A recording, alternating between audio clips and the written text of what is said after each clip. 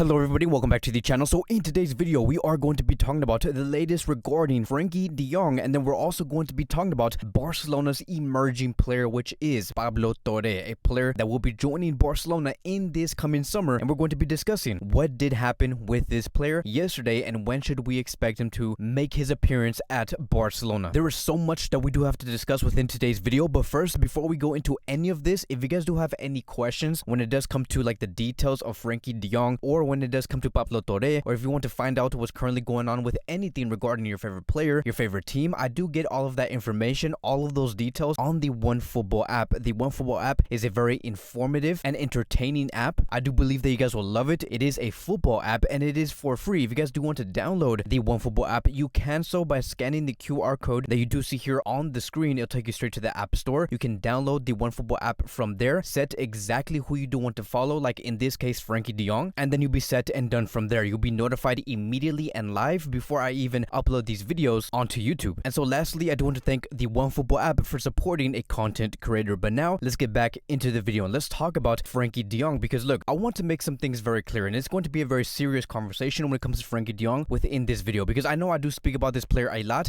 but there are so many things that we do have to assess, and especially knowing and seeing how Manchester United are moving for this player. So one thing that I want to make very clear, it is going to be this. Once again, Xavi Hernandez does want this player. He wants him to continue for like the next 4 or 5 or maybe even 8 years. But then comes point number 2. Manchester United do also want this player, and Ten Hag is someone who has been very keen on signing Frenkie De Jong. At the moment, Ten Hag, who is going to be the coach of Manchester United, he is currently arriving at that club. He has said yesterday that he is not going to be taking no breaks. He is coming with a lot of energy. He does believe that there is a lot of work that does need to be done within this club, and one of the first few moves that he does want to make is bringing Frenkie De Jong, one of his former players that he did coach back in 2019, into England. So he is trying to paint a clear path with Manchester United. He is trying to make certain signings with this club, and it does say here, according to many sources in England, and I quote, "Those close to United suggest the club is trying everything they can to get Frenkie De Jong this summer. Ten Hag really wants him and talks have taken place, but Xavi does not want to let him go." So let's be very well aware, right, that Manchester United right now are in the boardroom and they're really trying to think, okay, what type of offer can we offer to Barcelona so they can accept it, so we can bring in Frenkie De Jong? Because if there is one thing that Manchester United are very well known for, is that they do spend huge during the summer transfer windows, like a lot. Like for example,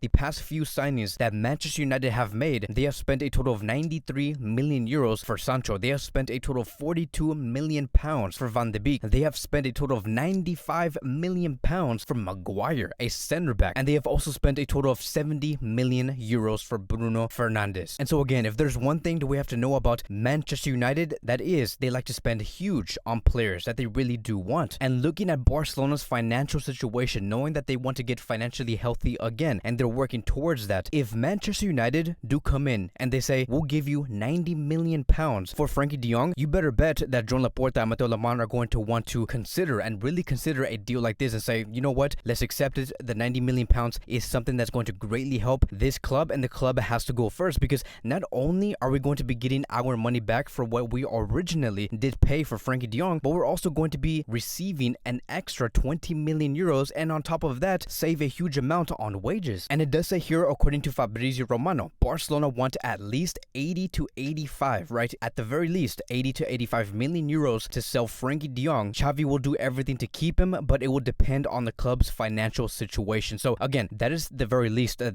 they would accept. Like if we were to have the conversation of like, okay, Manchester United are going to be offering around 60 to 65, I would say no. Like even myself, I would say no. But to receive around 85, potentially maybe even 90 million euros for Frenkie, of course, this club is going to want to really consider to sell this player. I do expect the offer to rise as time does go by, because I do think that Barcelona are going to be inviting other clubs. Let's just say, for example, right, this is not true, it's just for the sake of a example. Let's say Juventus come in, or a team like Inter Milan does come in, or a team like Chelsea does come in. They're going to want to say, hey, we see that Manchester United are offering 85 million euros, we'll give you 87 or 89, and then Man U come back and say, we'll give you 91 million euros. And so if a situation like that does arise, Barcelona are really going to like that. So one thing that I also do want to point out is going to be this. I don't know if you guys have noticed when it comes to Frenkie, but every time these interviewers do ask either the coach or the sporting director or Joan Laporta about Frenkie De Jong, every time Frenkie is referenced and they want to assess Frenkie's situation situation with this club, people like Mateo Lemon, Xavi Hernandez, they always also like to reference the economic situation. Now, let me give you guys an example. Yesterday, Mateo Lemon did say this: "We have not made any decision regarding the team. Frenkie is a very important player for Barcelona. We clearly know what we need, and also that we are conditioned by financial fair play." And then we have Xavi Hernandez, who was also asked about Frenkie De Jong, and he has said this: "He's an important player for me. He started in every game except for a few rotation. It depends on the economic condition of the club." But I'm not talking about Frenkie, but in general. So you see how like every time they're asked about Frenkie, they always like to reference the economic situation. I do believe that Barcelona are leaning towards the decision of potentially selling Frenkie if a very strong offer does arise. Again, having an offer of around 90 million euros is going to be extremely hard to resist, and accepting an offer like this is also going to allow Barcelona to really gain some movement in this transfer window by bringing in players that they believe will strengthen the squad. You lose one, Frenkie, to gain 2 or 3 more back. For example, maybe Lewandowski, maybe renewing Dembele immediately, maybe bringing in someone like Koulibaly. That would be great. Again, that would be something that Barcelona would really like. But now let's move on towards the next topic of today, and let's talk about Pablo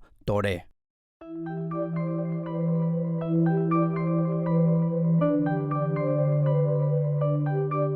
So Pablo Torre has been a midfielder that has been greatly emerging and has been making a lot of noise on the football field. Now let me explain, because yesterday we did see Barcelona's brand new signing Pablo Torre in tears and saying goodbye to his fans, because after he did play his last match with Racing Santander, he knew that he was going to be moving to Barcelona immediately. And so we can look at these pictures here. We can see that he was with his teammates, he was crying, he was waving at the fans. It was very emotional, right? Because the fans loved Pablo Torre. He gave a lot to this club. He brought Racing Santander into second division, and the reason why they were even in second division, 80% of the work that was done for Racing Santander, right, when it comes to the goals, the assists, it was because of Pablo Torre. He brought Racing Santander a lot of success. We are talking about a attacking midfielder that has scored 10 goals and provided 10 assists in 33 games. This is what I do mean by him making a lot of noise on the field. He is someone that many are expecting to do very well in this Barcelona club next season, and now we're seeing that Pablo Torre is on his way. He is going to be joining the preseason under Xavi Hernandez. Of course, a decision is going to have to be made according to Xavi. Like, there is going to be 3 decisions that Xavi could make when it comes to this talented midfielder. Point number 1, it could be he stays in the first team and he gets registered in the first team. He will not have anything to do with Barcelona B. Or it could be option number 2, he switch ons and off. He could play in Barcelona B and then also get called up into the first team. And then option number 3, maybe Xavi Hernandez does say, okay, I'm not really impressed with Pablo Torre. He does not really give much. Pedri and Gavi and Frenkie are better. Let's loan him out to a different club, maybe like Roma, Sevilla, or wherever. But just looking at who Pablo Torre is, he is talented. He does bring the goals. He does bring the intensity. He is exactly what Xavi does want when it comes to his interiors. And so he is a very modern midfielder. The competition is going to be very brutal next season. We do not know if Frenkie is going to be staying, yes or no. Maybe one of the reasons on why Barcelona are very comfortable and have a lot of clarity on selling Frenkie, it could be maybe because of Pablo Torre and the plans that they do have with this player. But even then, even with Frenkie gone, Pablo Torre is going to be seeing a lot